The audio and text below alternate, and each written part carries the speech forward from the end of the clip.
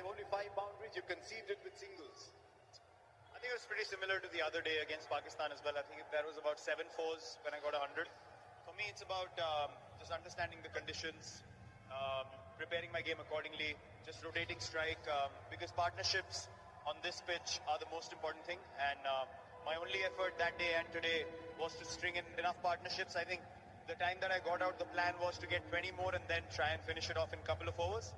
Usually that's the template I follow, but sometimes, you know, you can't execute things how you want to. But yeah, it's all dependent on the conditions. The pitch tells me how the cricket needs to be played, and then I just switch on and play accordingly. You're going to play out your innings now. What aspect of it pleased you the most? Well, I think my timing, the composure at the crease. I wasn't feeling desperate. I was pretty happy knocking ones around.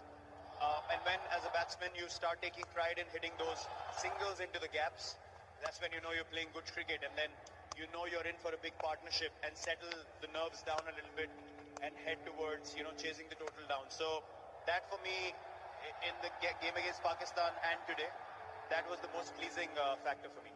Like the chess players think so many moves ahead, in your mind, are you thinking many overs ahead while you're batting? Well, as I said, I mean, this game is all about pressure, especially big games like semis and finals. And if you go deep into the innings and you have enough wickets in hand, the opposition usually, you know, gives in, and then the game becomes easier. So it's very important to control your impulses while the game is going on. For me, it's what's important is to know the number of overs and the number of runs left.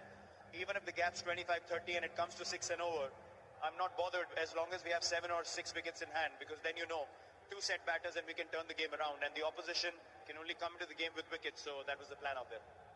A century in the last game, a near one today. In your mind, are you playing this format as well as you've ever played? Well, I don't know. I mean, that's up to you guys to break down. It looked like that for us, but I thought your point of view would always be different. I don't know. I mean, look, I've never focused on those things. I think I've spoken to you about this before as well. When you don't think of those milestones, they happen along the way towards victory. For me, it's all about taking pride and doing the job for the team. And if I get to the 3-figure mark, great. If not, nights like these, you win. It's a happy dressing room. You go back.